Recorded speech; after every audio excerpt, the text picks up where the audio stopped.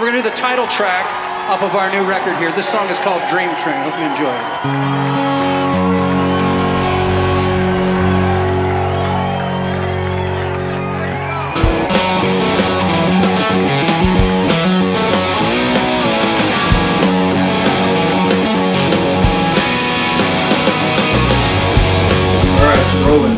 Hey, I'm here with Alastair Greene. How are you doing today? So far, so good. And how are you enjoying the Bender? The Bender's fantastic. There's so many great bands, and it's so well organized, and the location's awesome. It's a little warm, to be quite honest, but it's a great event. I'm having a great time so far. Awesome. And what brings you here besides the...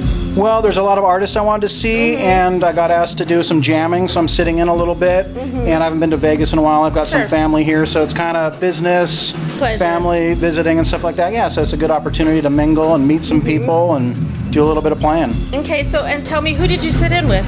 I sat in last night with the Mike Zito Pro Jam, which was a lot of fun. So Mike Zito obviously was there. Selwyn Birchwood was playing guitar. Deanna Bogart was playing some saxophone and some piano. Jimmy Carpenter was playing sax. So it was a lot of fun, and there's a lot of great players. And Tommy Castro sat in earlier. Samantha Fish was up on stage earlier that night. So it was a fun jam. I had a great time playing. Wow, some powerhouse people, right? Very talented people here. Go figure.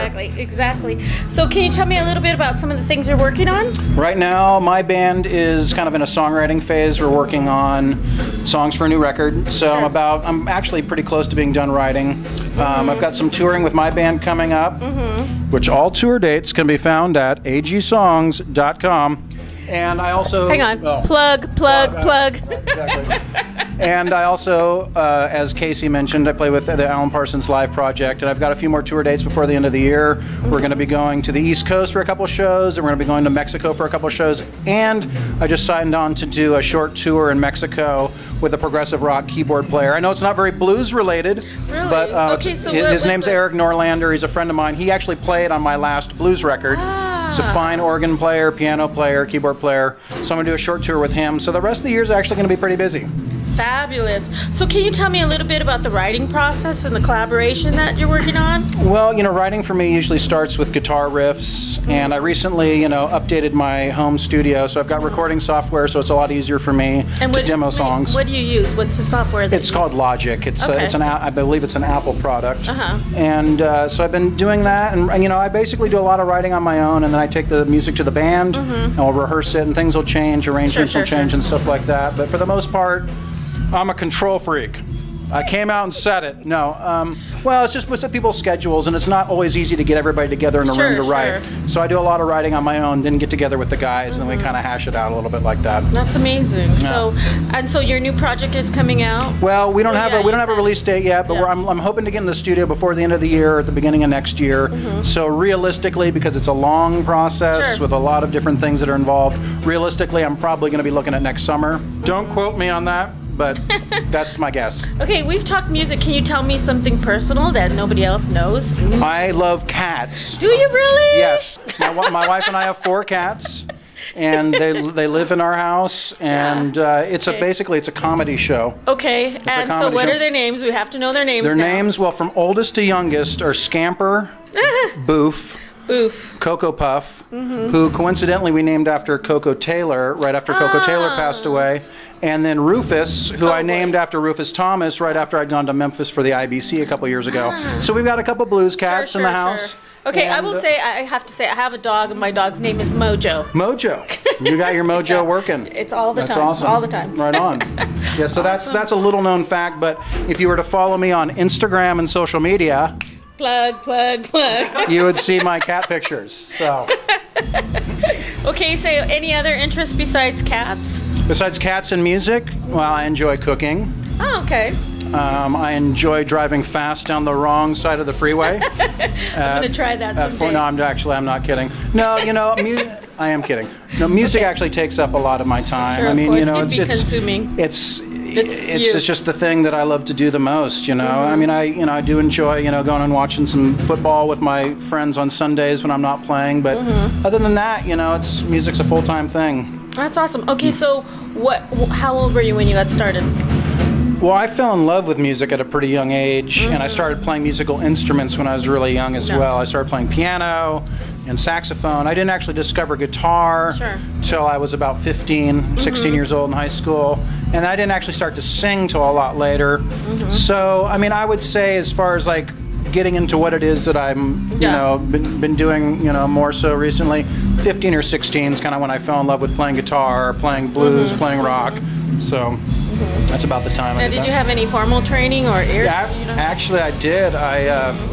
You know, I took, you know, saxophone and piano lessons. I took private guitar lessons. When I was in high school, I got a scholarship to go to the Berklee College of Music in Boston, Massachusetts.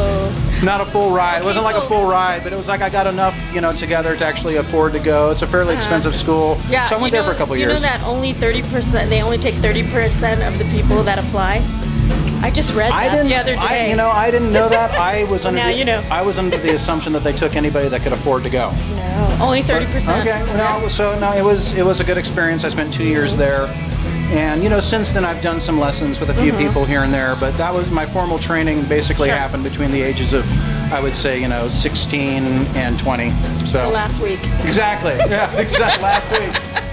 Last week times 5,700. Yeah. So. Anything else you'd like to just share?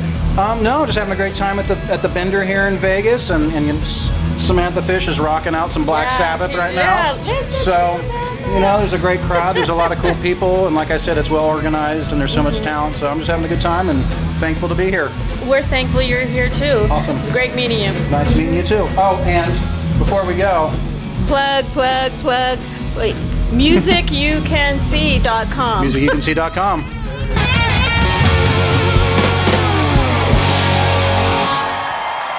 Thank you guys.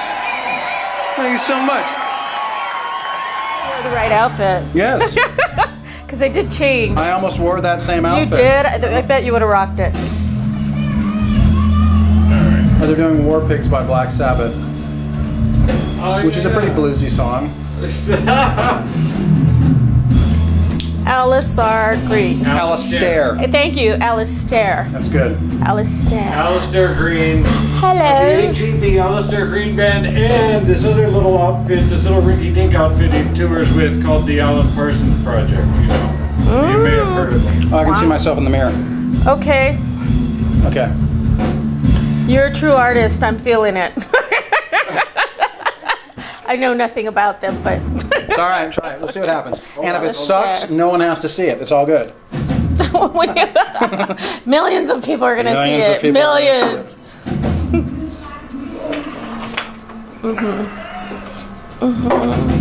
All right. If I would have known you were coming, I would have baked you cookies. Oh, hopefully not pot cookies. That'll come in. All right.